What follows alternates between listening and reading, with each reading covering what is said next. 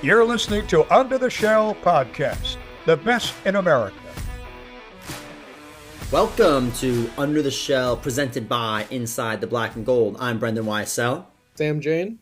And Michael Howes. And this week we have on Maryland women's soccer coach Michael Marchiano. Well, let's start with what's happening right now. Let's start with this season. You guys are off to a 4-1 start. What do you like so far from the season?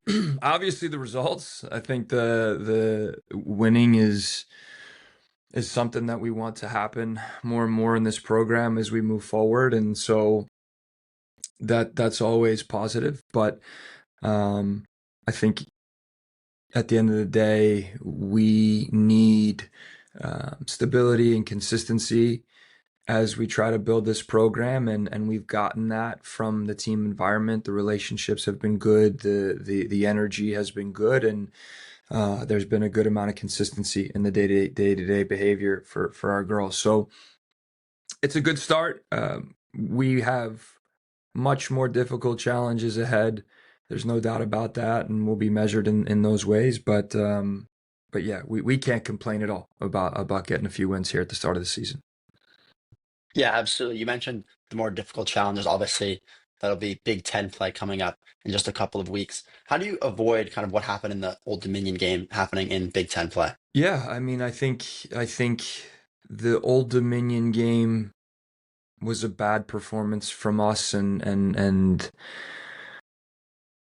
I think at the first whistle we didn't have the appropriate energy and the appropriate competitiveness to apply ourselves, and we got no shot, whether that's a Big Ten game or not, if we don't bring those things. And so I think it was our first exposure this season to a team who's that athletic and has that type of individual quality. So there's no doubt we'll learn from that. We have to learn from that. And yeah, we're going to face a lot of really, really talented teams as we approach these Big Ten games. So my hope is that we can learn from it and make sure that at a minimum, when we go into these Big Ten games, we have the energy and the competitiveness and the togetherness as a team to make sure that we have a firm footing defensively and allow ourselves a chance to grow in the game. But yeah, we needed to learn, and that ODU game served us well in that regard. Obviously, we're in the non-conference part of the schedule right now, and in a little bit you'll be facing off against some Big Ten opponents, but for the program as a whole, recently, Maryland really hasn't been able to break through in the Big Ten. Now, at the helm of the program for you, kind of what are the first steps in kind of changing that? Yeah,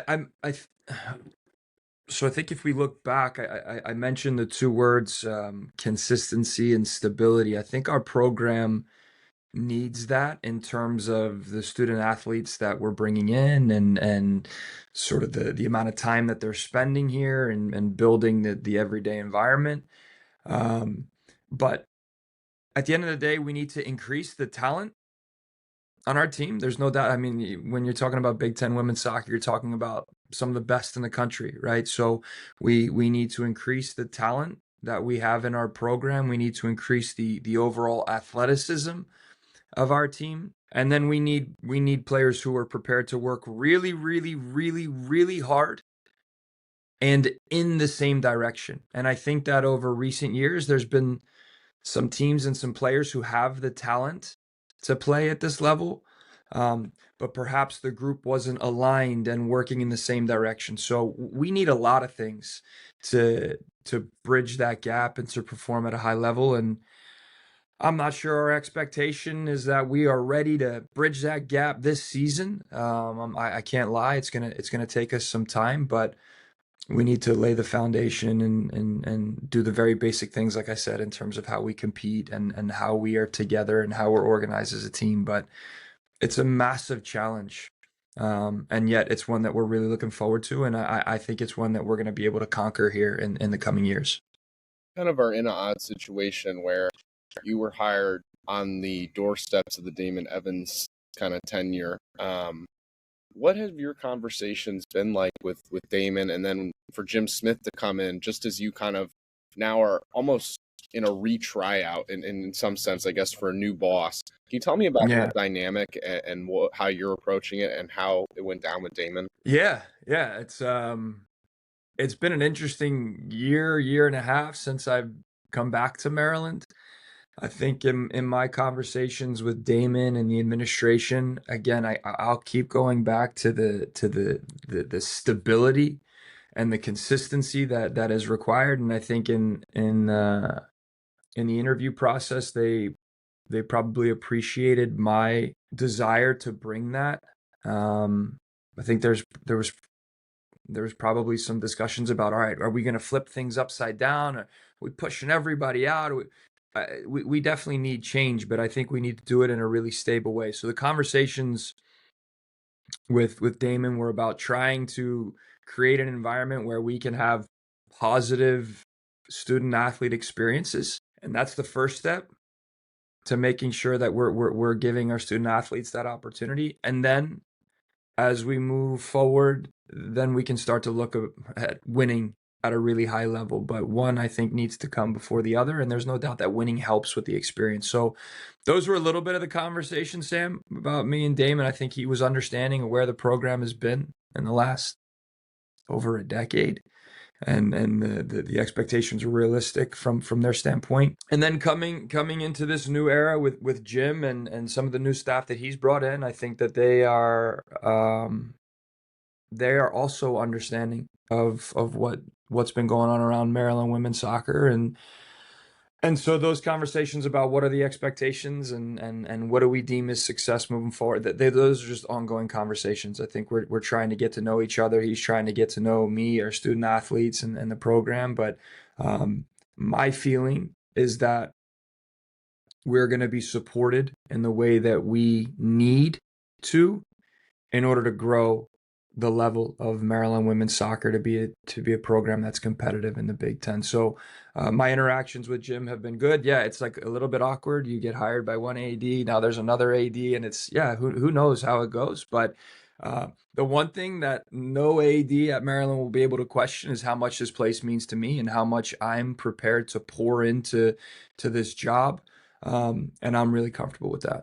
When you stepped in last season in the midst of Coach Nemzer's firing, her departure from the school, how did you kind of keep the team steady and focused during that transition where it kind of seemed the team kind of performed better during that stretch as well once you took the helm? How did you kind of make sure the whole team stuck together and didn't fall apart with so much else going around with the program? I'm not sure. I think we just tried to be respectful and caring. And we tried to, with all of these distractions and all of these adversities that were going on, just like bring it back to basics and go to training with a smile on your face because we all love soccer, because we all love what we're doing. And me and the staff, we're going to try to hold them accountable to working really hard and to trying to be good teammates. And so I think we just tried to get back to basics and in a way alleviate some pressure that had been building and all this negativity. And it's like, listen, at that point, guys, the program hadn't scored a goal in the Big Ten in a long time. And I had never been in this situation like that. And we just tried to be like, all right, let's focus on scoring a goal, right? In addition to showing up to training and smiling and working hard, like let's try to score a goal, something that hasn't been done here in a while, which is a little bit embarrassing to say, if I'm being honest. But so, and I think the girls were great, and we had a handful of seniors who wanted to leave with some positivity, and we were able to do that. And I think the team last year, to be honest with you, I think the team last year was pretty talented. I think the team last year, relatively speaking, was in an okay place from a talent standpoint, and so. We got back to basics and we were able to do some things all right and find some enjoyment and find some positive results and some goals, and that was cool. Tell me a little bit about the no goal streak and the Big Ten losing streak. I mean, we would sit on this podcast and I would just be frank with you, Mike, just be like, same story with the women's soccer team. I mean, they're unable to score a goal. Can you kind of take us inside? You mean, you said it was embarrassing for you. I'd imagine it's embarrassing for the players. Is there any stories or anecdotes that you had that really stand out to you, kind of from that losing streak, and what it was like to be kind of mired in it? Because I'd imagine that once that streak is just on everybody's mind, no matter how much you're trying to like dance around it, it's the elephant in the room. So, are there any stories that you think kind of encapsulate what it's like for a team when they're going through that? It's miserable. I don't have any stories that come to mind. I think I'd sort of just joined the program, and my experience with Maryland soccer was the complete opposite of that, right? So it is an elephant in the room, but I think it's just it's an energy and a negative energy that the players and the staff and everybody around it carried with it. But I think that the reason why it all happened is because the focus was probably in the wrong places, and we were just not getting the basics right. And I think you guys all, I don't know if you have backgrounds in soccer and how much you follow it, but like anything can happen in a soccer game, right? And it may be the sport where the biggest upsets can happen. And so it was a really bad experience for everyone involved, and we're all responsible for it getting to that place. But I think for me, I didn't feel attached to this losing streak or this lack of goal streak because I was new to women's soccer. I was new to Big Ten women's soccer. And even in the short time that I was a part of it, I hated it. But the thing I hated even more was being a part of a team that wasn't together and that wasn't pulling in the same direction. And whether we're talking basketball or football or soccer, whatever it is, at the end of the day, there's only so much that you can control. And I don't know. The only stories that I have are negative, and I'd rather not talk about them. And once we started to focus on behaving like a team should, I think we were able to take some forward steps. And listen, there's no doubt about it. We're going to have some challenges ahead in creating chances and scoring goals and getting results. And no matter what happens here, we're going to try to make sure that we have a group that remains together moving forward and increase the expectation and the standard as we go. But I'm hoping we can score some goals and get some wins here for Maryland women's soccer in the years to come.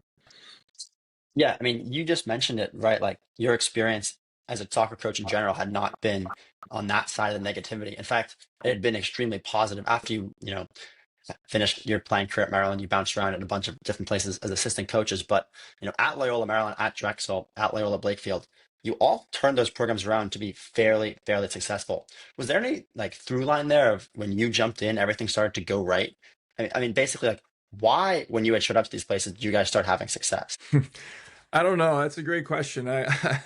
Um, it's probably similar to the answers that I've been giving you. I think each instance was a little bit different, right? So when I even at Army West Point, who Russell Payne, a Terp, we started a project up there, and at Army West Point and at Loyola, it was about, I think, having a program that lacked talent, and so there's a recruiting element to that, and so I think that's a big piece.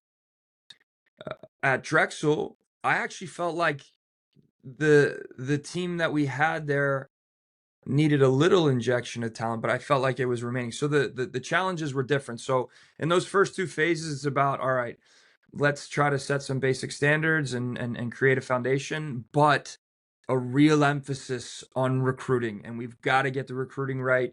And it might be a year out or 2 years out, but we know the day is going to come where we are going to have a massive uptick in the talent. At Drexel, it was more about, all right, and we had Chris Donovan, who is playing in the MLS for the Philadelphia Union. And this guy was an elite athlete. He had some elite traits, and there were some other players. And so that one was a little bit like, how do we put our best players in position? And that one was maybe a little bit more about organizing the team. And so the through line is going to be recruiting, as long as we are recruiting people who know how to work in a team concept and who can work in the same direction with their teammates. So I definitely I definitely felt good about the work that we did at these different programs, and I feel prepared for this job here because I have gone through that. I have suffered through the embarrassment of bad results and bad performances. And at Maryland, it's even closer to my heart. And so I feel prepared for those things. But at the end of the day, I'm a pretty basic coach who tries to make sure that our group checks some really basic boxes. And then as you increase the talent level through good and appropriate recruiting, I don't think it's that complicated of a formula. So that's the through line, is that the formula doesn't really change. We need stability through these difficult times, and we need to work really hard at the recruiting, and we're doing that. There's no doubt about it. What went into the decision 2 years ago to come back to Maryland, especially since you've been coaching men's soccer for the past dozen years before that? I think it was the allure of just coming back to my alma mater, and Maryland. It meant a lot to me prior to coming to the University of Maryland. I I had a cousin who, it was named Jen Bisco, and Jen played in the women's soccer team before I came to college. So I had been down to College Park and watched her play, and the men had an amazing thing going at that time, and so when I had the chance to come to Maryland, it was a real no-brainer for me. So I think uh, when I took the job at Drexel, guys, I was commuting from Baltimore to Philadelphia. I was like 30 years old, and I had the chance to become a Division I head coach, and I felt like it was an amazing opportunity. But I had a young family, and I'm a Maryland guy through and through, so all my family's here in Maryland, and I'm not sure I want to move for this job, but I have to take this job. So I was commuting, right? So I did that for about 4 years, and things were going really well. I really enjoyed my time up there, but COVID had hit. My wife and I had another child, and I was like, this is not sustainable, right? This is just not sustainable. So I came back home and I coached high school and club, and again, let me get back to basics here to try to live a normal, decent life. And really soon after that, I got some phone calls about an opportunity at Maryland, and it was a really exciting project. I had never coached women's soccer, and in the club that I was working in, I had the chance, if I had moved to Maryland women's soccer, they were going to give me the chance to run the club on the women's side. So there were some things that really lined up that made it attractive. But at the end of the day, when I came back here and sat down with the people, and I was like, what a great opportunity, and I'm ready to go all in on being back at Maryland. So I had a lot of question marks about, am I going to like this? I've never coached women's soccer before, and what is this going to be like? And certainly I walked into an interesting situation, but I'm enjoying it.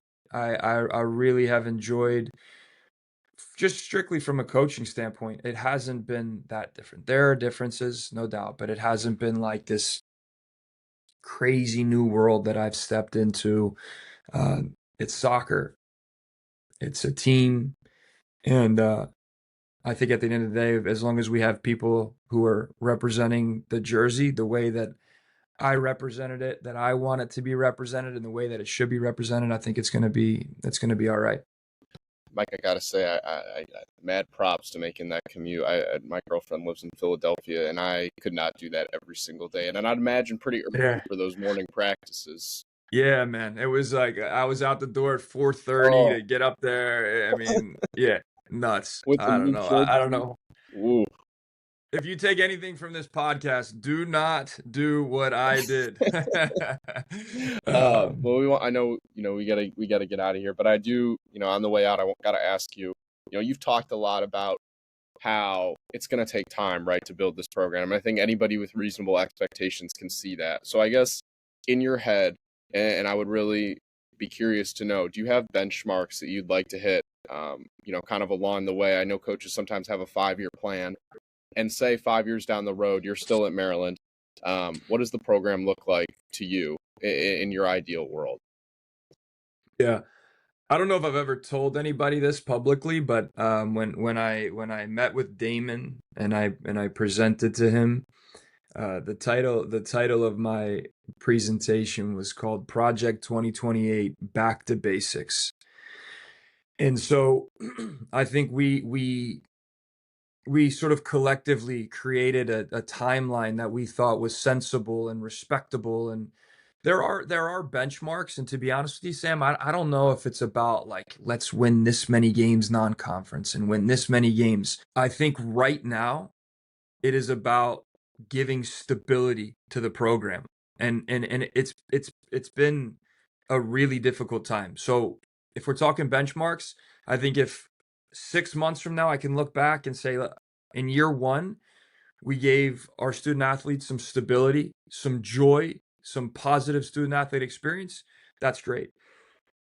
And then the next benchmarks are about recruiting.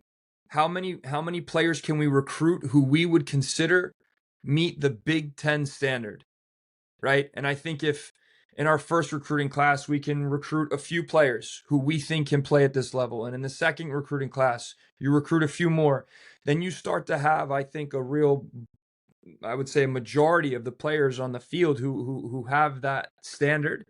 Those are some benchmarks that we're looking at. And again, we have players in our program right now who are of the Big Ten standards. So don't get me wrong. It's not like we're not all focused on the future, but we also have to be honest about it. And I think over the course of, those next few years, Sam, then I think we're looking at it. We call it Project 2028. We want to arrive at that point with a team who is relevant at the end of the season, a team who is relevant in discussion for postseason play, for NCAA tournament bids. I think it might be ambitious because we have a heck of a lot of work to do, but I think that is the timeline that we're working on, and that's the title that I've kind of given to this project. And if we can arrive there sooner, great. And I know that the current players and the current staff have ambitions of trying to be successful, but we have our work cut out for us, and we're just taking it one day at a time right now. So let's see. I think it's the biggest challenge of my career, and not necessarily just because of what's happening at Maryland women's soccer and what's happened, but I think out of respect for the teams that we're trying to catch up to, we're talking about the best teams in the country, right? And players who are going on to represent the U.S. women's national team in World Cups. And so part of it is about us in isolation, but the other part of it is like, we need to climb a really, really, really tall mountain. And that's with all due respect for our opponents. So I'm looking forward to it, and I'll be patient. But we got to keep chipping away aggressively here one day at a time. And we're doing that so far.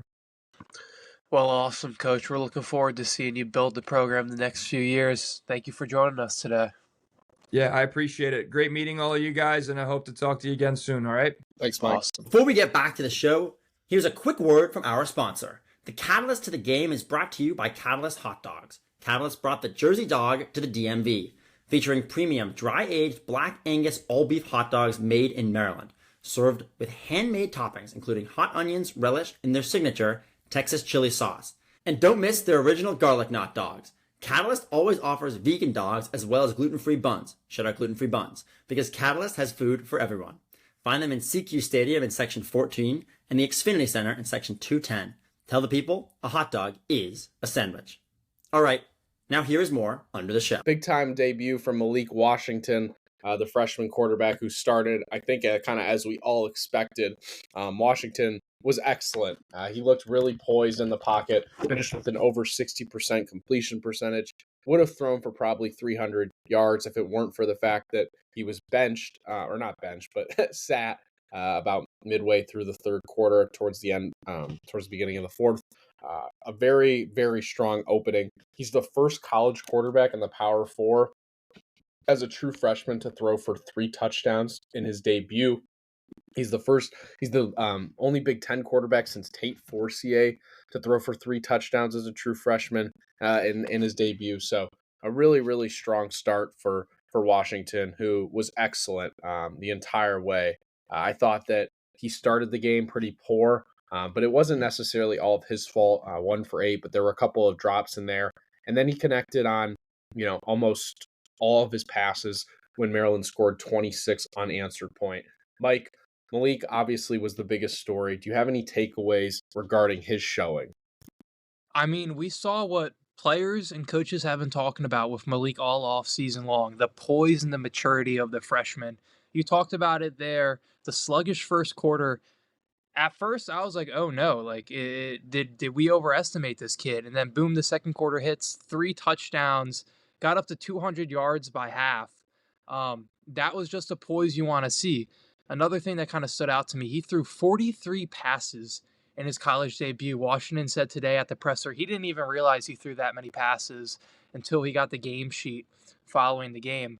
But just so much poise from the freshman, really promising for the Terps. I honestly think I might be riding my high horse a little bit, but I think he has a shot of becoming the Big Ten's all-time passing leader if he stays at Maryland for 3 years. If you look, 43 passes in his freshman debut, I mean, it's a lot of throwing.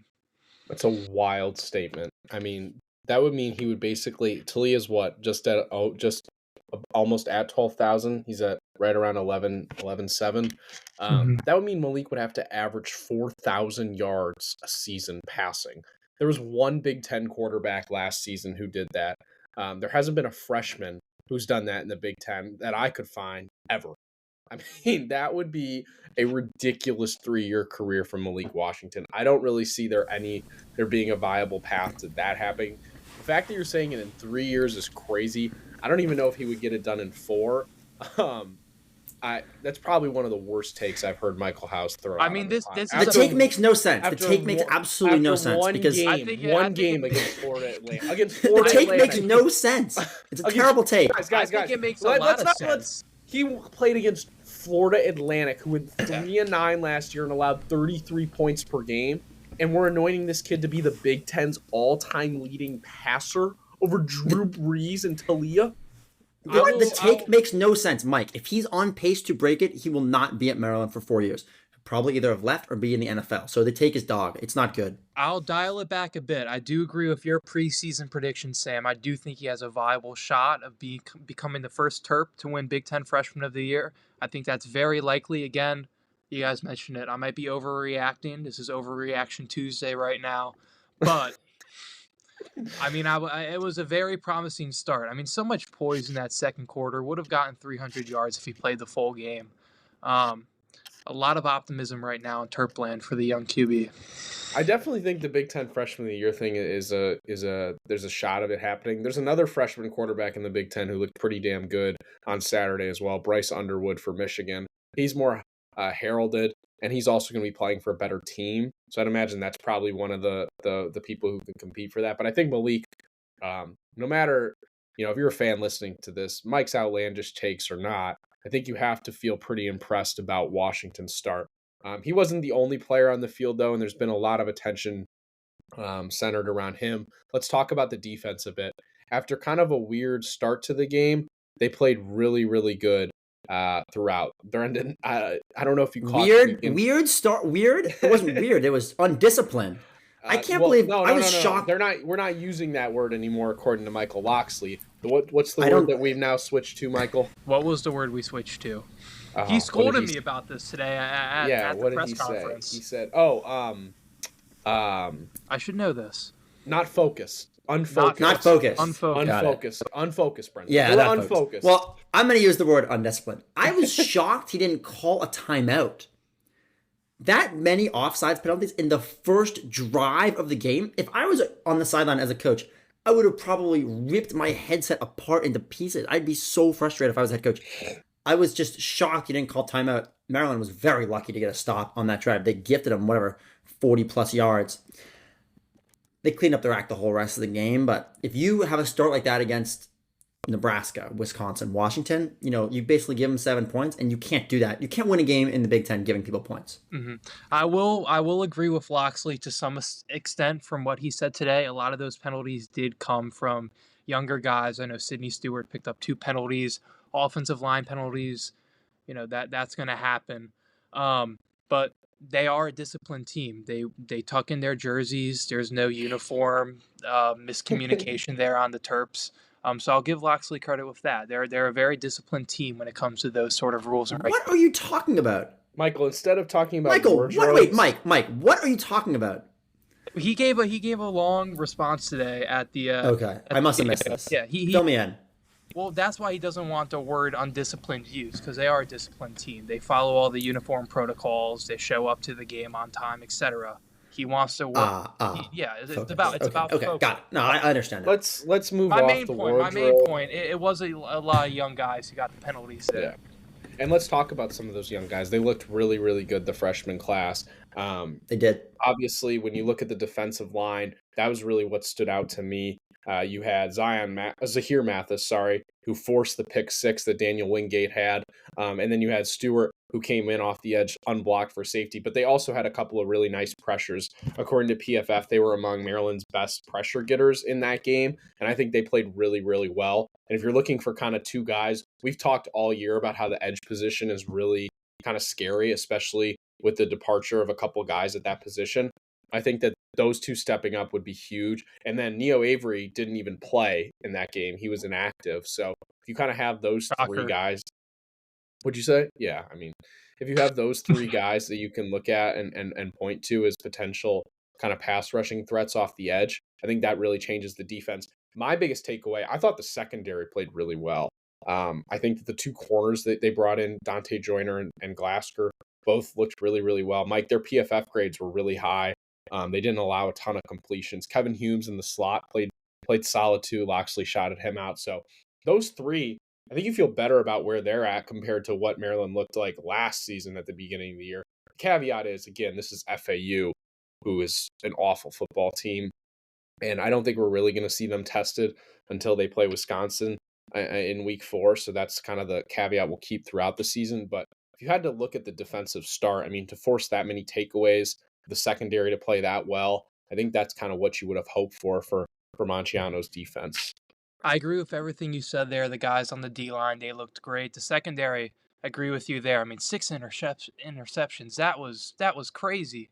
But I also want to give a shout to my guy Jaden Ships. He only played 34 snaps on Saturday. He recorded 2 pressures and had a really nice sack there late where he bumped the blocker and then, rushed over to the quarterback and got a nice sack there. So another guy to maybe keep an eye on. Maybe get some more snaps as the season goes on in the slot. Continue the theme of younger guys looking good as we were talking about earlier. Mike laid out a ridiculously hot take, and give me a second here. I think the freshman who looked the best was Sean O'Hare. Redshirt freshman kicker, 4 for 4 on PATs, made all the field goals. Maryland has not had a very consistently solid kicker. Chad Rowland obviously got drafted, but I personally never thought that he was doing things that were unbelievable. I was shocked when he got drafted that high in the NFL draft a couple years ago. Mike laid out whatever he said about Malik Washington. I think he could be the all-time leading scorer for Maryland. He already has 4 + 9, 13 points. And having solid kicking matters way more. Maryland lost a couple games because of that last year. Totally. Just an interesting note. I thought he looked really good. Yeah. Moxley today said he was the best transfer addition they made all offseason. That would be a huge weapon for them moving forward. Let's talk really briefly about NIU. They come in. The thing people are going to remember about them is they beat the national runner-up last season, Notre Dame, in South Bend. But they coincidentally leave out that Northern Illinois wasn't actually that good last season. They barely finished around 500. It wasn't necessarily a good season for Thomas Hammock. And then last week in their season opener, they beat Holy Cross, who's an FCS school, by 2 points, 19-17. So this isn't necessarily the NIU of kind of the late 2010s, those teams that were always really, really good in the MAC. I think they'll present more of a challenge to Maryland than what FAU did, but I would still expect Maryland to kind of run away with this one and really dominate in terms of both at the line of scrimmage and then also defensively. I wouldn't be surprised to see another good performance, especially under the lights on a Friday night game. Yeah, that's what I would expect. I'd say the key to victory here is just being able to push the ball downfield. If you're able to keep the ball moving and get some scores quick, replicate that second quarter performance against the Owls, there is zero shot that Northern Illinois is going to be able to keep up with that. And part of the reason why they were able to beat Notre Dame last year is because Notre Dame just could not push the ball down the field efficiently. So if you're able to do that, it should be an easy W. I think Maryland is around 16 to 18 point favorites right now over Northern Illinois.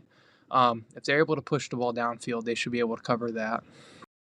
Loxley does say you make the biggest jump from week 1 to week 2. Maryland's obviously going to look to do that. Sam mentioned the Notre Dame upset of NIU last year. They did that in week 2.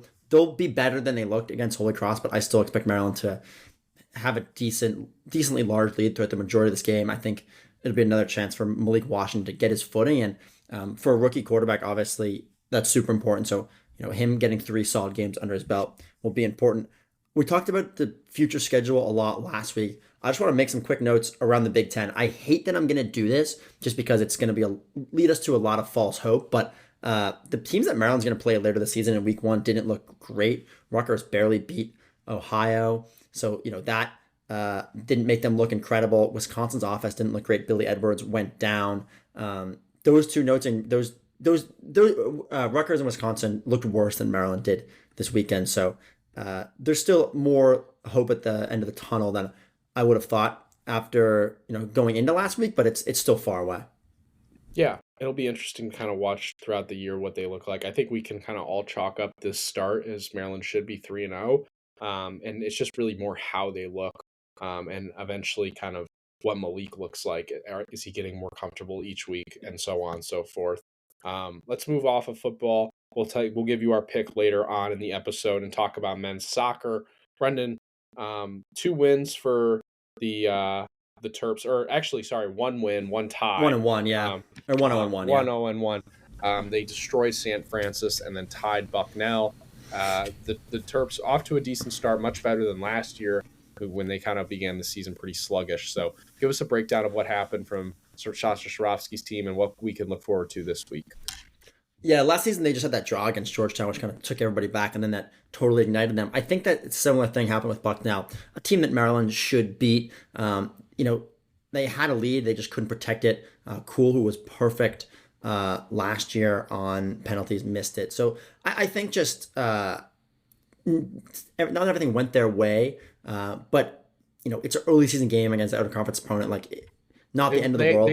They tied UMBC last year and then lost to Georgetown. That was the bad start, but yeah, and then they didn't. I don't think they lost the game for months after that. Right. But the point is that this team is going to continue to look better as the season goes on, and it's 6-0 win against St. Francis, a school who is barely hanging on to Division I play right now. Good way to get your footing back in. Let some guys get touches. I would expect a similar result, maybe not quite as big of a blowout against Pacific, and then Big Ten play starts and you play one of the best teams in the country in Pitt. So this team has some tests coming up, but they looked very solid to start the year. As I mentioned, they should have had that win, or they were winning in that game when it got completely canceled in middle of August against Wake Forest. They're up 1-0 at half. So this team's looked solid. Haven't lost yet through 3 games. So more interesting stuff will come when Big Ten play starts. But yeah, very good start for the team. Yeah, I mean, and it's kind of just a weird scheduling quirk. They played a bunch recently, like the past kind of week, and then they only play once this week on Saturday, and then have another week break until they play Wisconsin. So we'll keep up with Swarovski's team, as Brendan said, when they kind of get going. Women's soccer, we obviously talked to the head coach. Guys, really quick before we get into the team, came away very impressed with Marchiano. I think that he had a clear vision. He was honest. He talked a lot about kind of the struggles the program has gone through and that it's going to take time. I think that any coach who kind of understands that and is willing to embrace it is a positive sign. I really just came away thinking that, the Maryland women's soccer program has been mired in turmoil for years now. They haven't been good in a long time. So I don't think it's they've actually never been good. Yeah. Ever. Yeah. I don't think you can say that he's going to be some savior of the program, but I do think he's got the right head on his shoulders. And I think that you can tell that this is a guy who cares and is clearly going to try to bring the program back to relevance. So I really appreciated his thoughts. Yeah. I'll push back. No, I was just a little. Go for it. I agree with everything that Sam said there. He's very knowledgeable of the state of the program, and he is aware that it's not going to take a year to rebuild this. It's a long process. But man, listening to him, he had me ready to run through a wall. So I can only imagine how his players feel. Yeah. They didn't play great against Florida this past weekend, lost 1-3. Have a chance to get a win before they start Big Ten play against James Madison on Thursday. But I'll just say he's turned programs around in the past, has a track record of doing that. He knows how to do it. I think the thing that he talked about that was the most interesting is getting players on the team that are Big Ten caliber athletes. If you can do that, you have a chance to compete. And as he said, the team has some of them, but they also don't have them and don't have those athletes right now. And that takes time to get turnover. And he said all the right things. And listening to that, I have some confidence he can turn it around.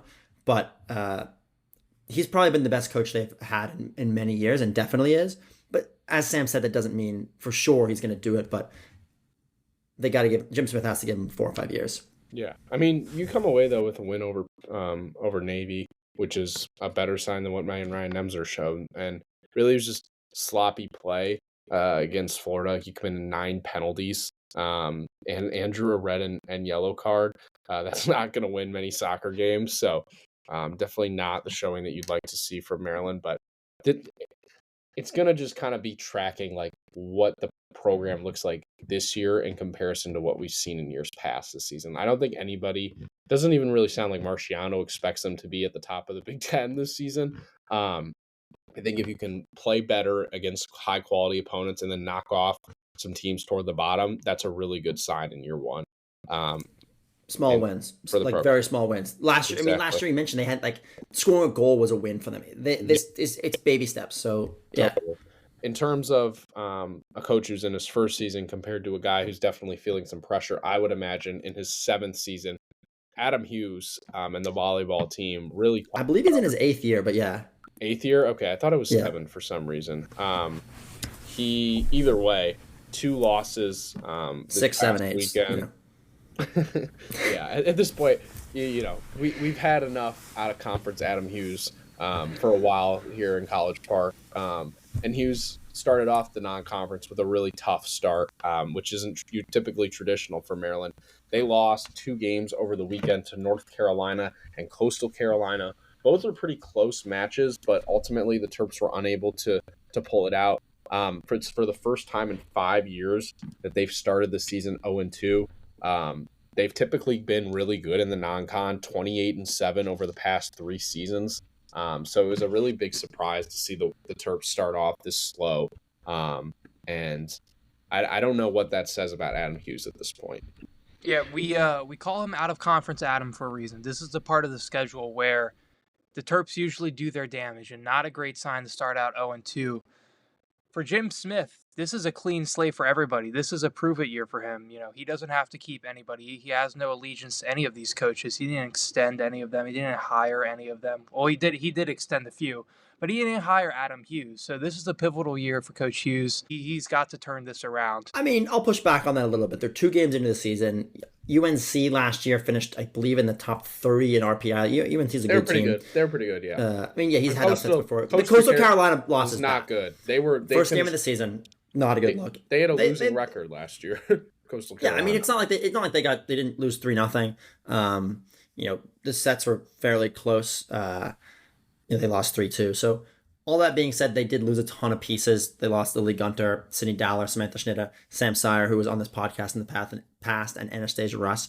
I mean, they lost 5 very important pieces who played a ton of their points last year.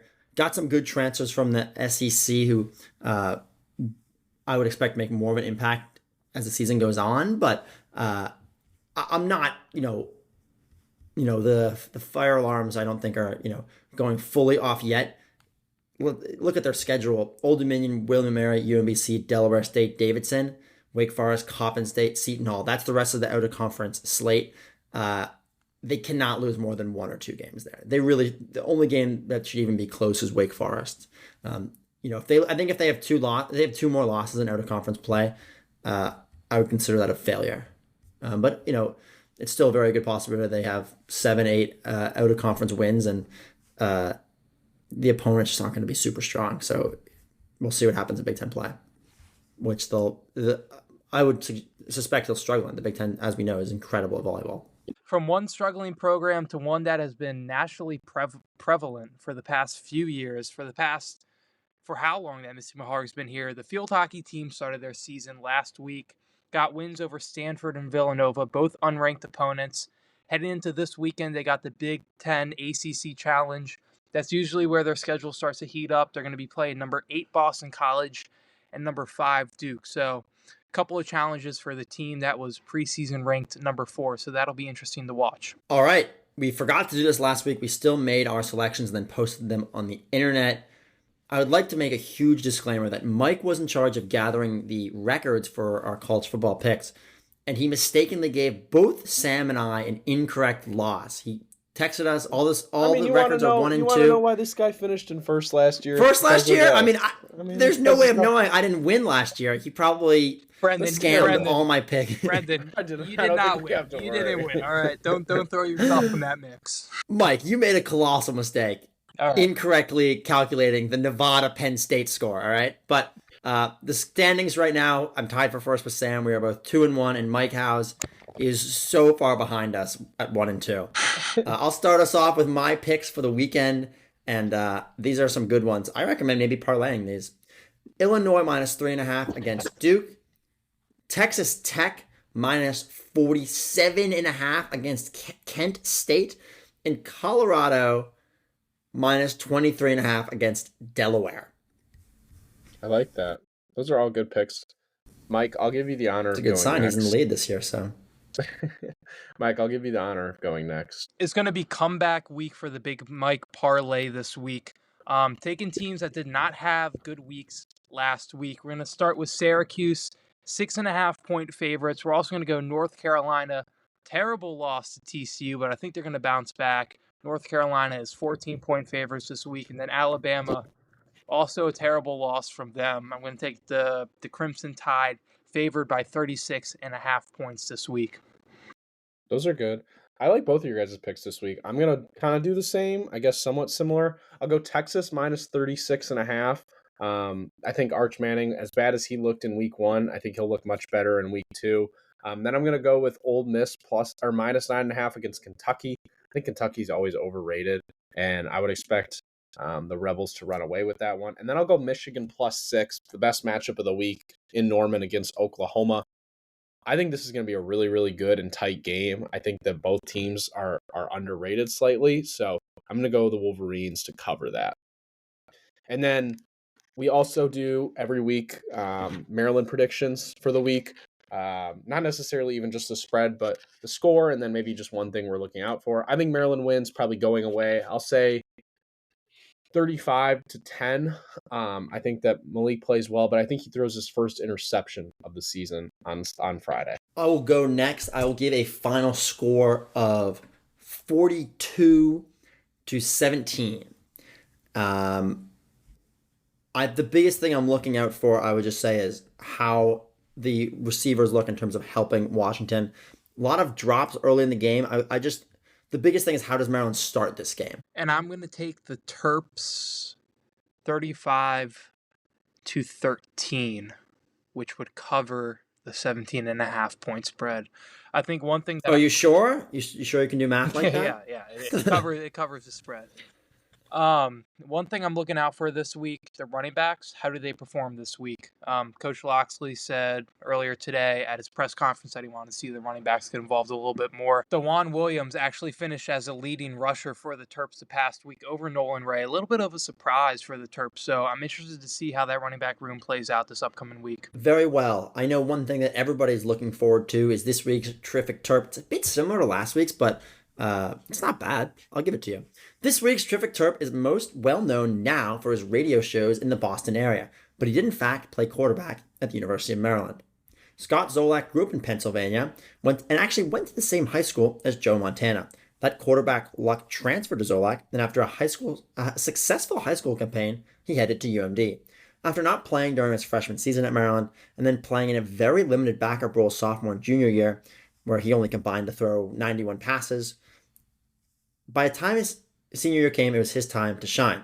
In 1990, he finished with over 2,500 passing yards and had 19 passing touchdowns. Despite that, Maryland finished the year 6-5, heading into bowl season. The Terps played in the 1990 Independence Bowl, and they did not end up winning that game, but neither did their opponent, Louisiana Tech.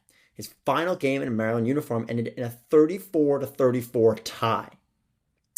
Despite the limited role at Maryland, he ended the program as one of the best passers in history in terms of stats, something Mike was talking about earlier. This led him to get drafted by the New England Patriots in the NFL draft in the 4th round. He had a similar story in the NFL. He mainly spent time as a backup, and it stayed that way his entire career. He was on the Patriots during the Super Bowl 40 run, and in his time with the Patriots, he appeared in 57 games, yet only started 8 of them. A lot of appearances, but didn't often get the first snap. After his time with the Pats, he bounced around the AFC East foes of the Jets and Dolphins, but also was mainly a backup there. After that, he launched his journalism career working in the New England area, doing radio, and has been calling games for the Patriots since 2012 on the radio. The star senior at the University of Maryland, and now broadcaster for the New England Patriots, is this week's Terrific Terp. Love it, Brendan. Another episode of Under the Shell in the books. First day of class was today on Tuesday, September 2nd, so we're all headed into our senior year. Sports are kind of in full swing at this point, and we're excited to keep breaking them down for you. So follow along at YouTube, Spotify, Apple Podcasts, Twitter, all of those things. We appreciate you for listening, and enjoy some Friday Night Lights. Have a good one. Guess what? You've got Under the Shell Podcast. Nobody does it better.